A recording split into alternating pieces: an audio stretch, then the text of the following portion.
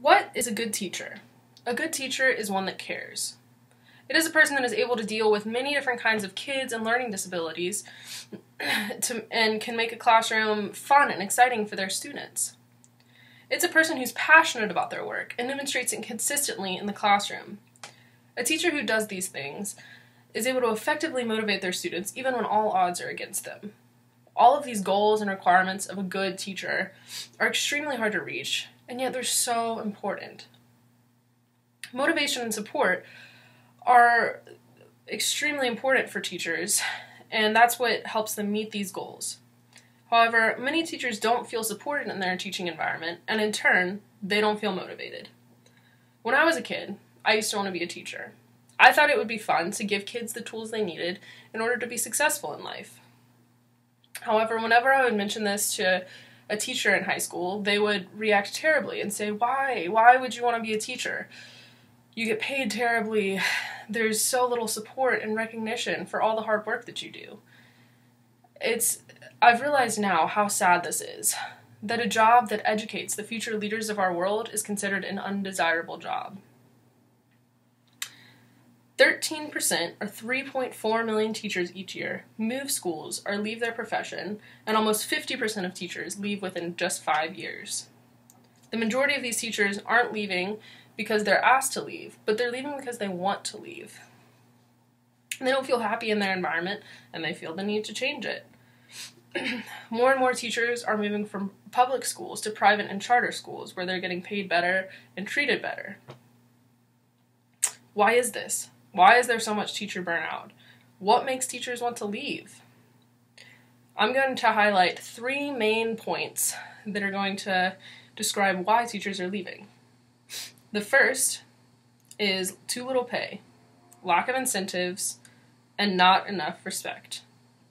Teachers are paid such little money that most of them have to work second jobs in order to properly provide for themselves and their families. An education report from the Organization for Economic Cooperation and Development showed that teachers in the U.S. are among the lowest in terms of pay when compared to other developed countries of the world.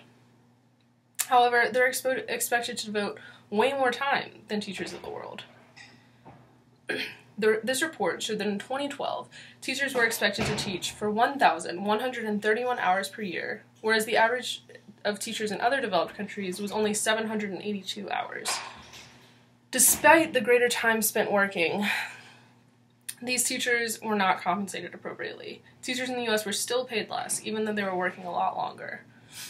At my high school, it was really common to see teachers working at Target or at the local grocery store after school or on the weekends. It was also really common for teachers to become coaches, but just so that they would get the bonus from the athletic department, even if they had no relation to a sport and cared nothing about it.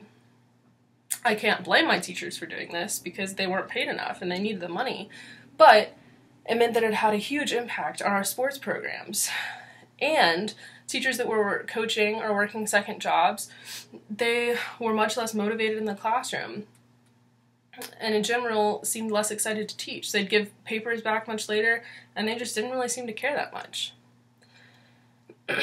Not only is more pay important, but also more incentives. Teachers aren't given the opportunities to move up the ladder and be promoted through the school system. Once a teacher becomes a teacher, they're expected to stay a teacher indefinitely. There's often little support or incentive by the administration to pursue furthering one's education. Few perks were given to teachers that had been around for a really long time and had been working in the school for their whole lives.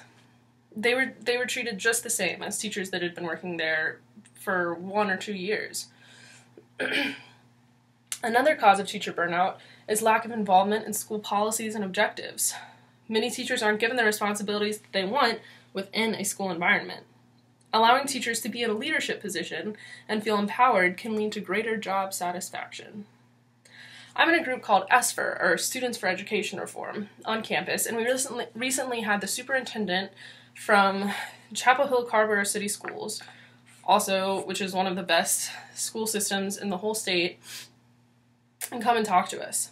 He presented a new plan that their district is trying to implement.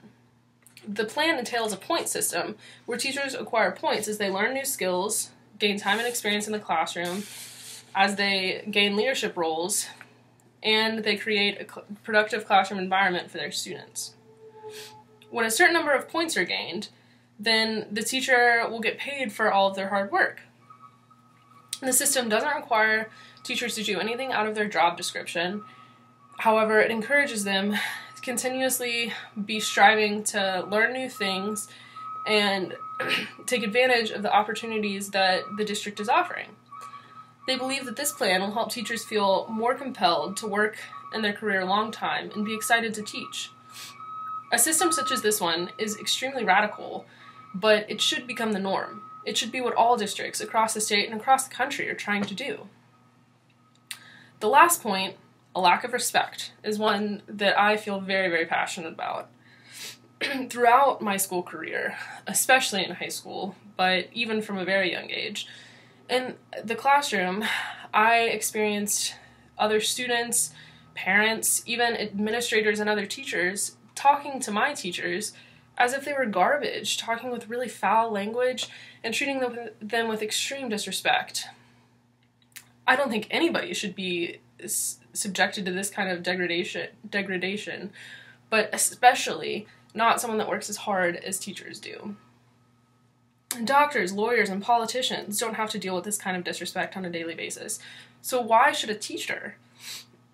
In many other cultures, when a teacher walks in, all the students have to stand up. This just instills that sort of awe and respect for someone that you shouldn't talk to with bad language and that you should look up to and see as a role model. In our society, teachers are not treated this way.